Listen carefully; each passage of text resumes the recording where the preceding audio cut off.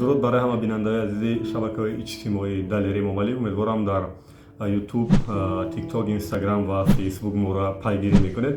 یادتان باشد ما چند ماه پیشتر بود ویدیو برای شما نشر کردیم که اینجا حالی میبینید با نام این که خورشید نام جوان پدرش را میکافت و از همه ما خواهش کرده بود که برای یافتن پدرش به او کمک کنید که چند سال پیش در سن سال کودکی پدرش رو در دوشنبه مانده است و بعد از کدام اویله دو دست بعداً رفت است و خورشید با گذشت سالها حالی به کمال رسید و بعداً از یک دوست و همسایه و نزدیکش فهمید که اویله که را به وی رسانده است پدر و مادر خودش نیست و ما صحبت تلفنی هم اینجا با مادرش داشتیم و اینک بگذشت چند ماه با سپاس از یک و یک شما بیننده‌های عزیز یک کار خیلی کوچکی کردیم در یک جایی که خورشید پدرش یافت. مقصد مراجعت کردنمون یافتن پدر خالف حسن.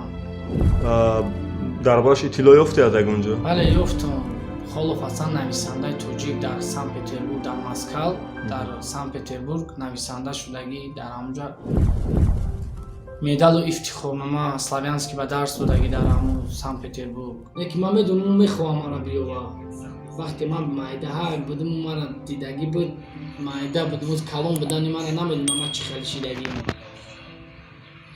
Лекин ман медонам, ман фаҳмидам ки ӯ сураташ чӣ хела, нум фамилияш ки бояд ман ӯро ёбам. Бояд ман ёрдам чӣ меда. نبینم غیر تو دنیا، تو را من سایبان بینم. خدایا خدایا من وطن دارم، به خوابم دیده به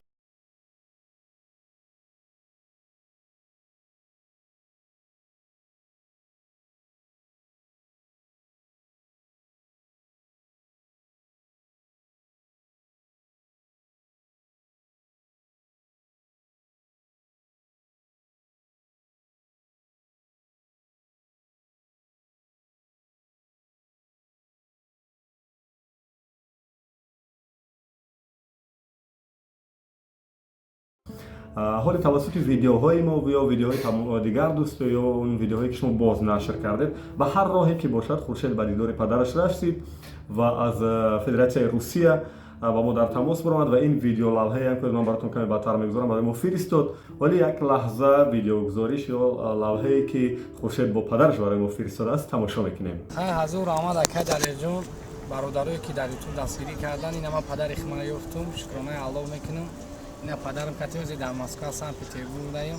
مدت سالهای دراز و طولانی اینا ما با پدر خود یک جا صحبت میکنیم، کار میکنیم، شکرانه الله میکنیم. در خانه پدرم زندگی میکنیم. دلیر جان تشکر کلان از همین تو آسمان. ما می‌نداریم که حالا فرزندی ما امروز در پیشک مسابقه من اینا در کذب کردم که 16 دکتر 1997 من روز دادم کاغذ از صندوق کاغذ نشون می‌دم. این فرزندی منه، فرزندی منه. خونه خدمت برای کوفته گشتگی بودم. لیکن اینجا انجام کانال گفتگی بود که ساعتش میشوه ما یه جای میریم فرزند میویم دور میکنیم یا دور میکنیم لکه ما سبب شما شدیم.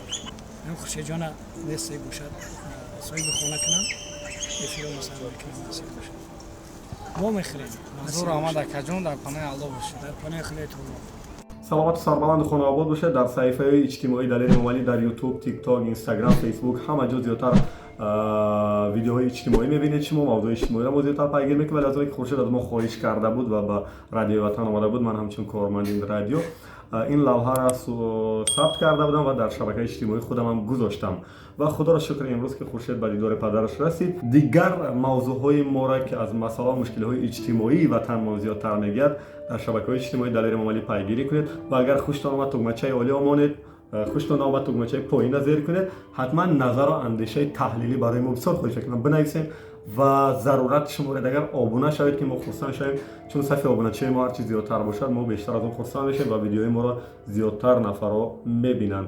خودتون احتیاط کنین. زنده باد صلح، ثبات، آرامش در دنیا و در تاجیکستان. بدرود.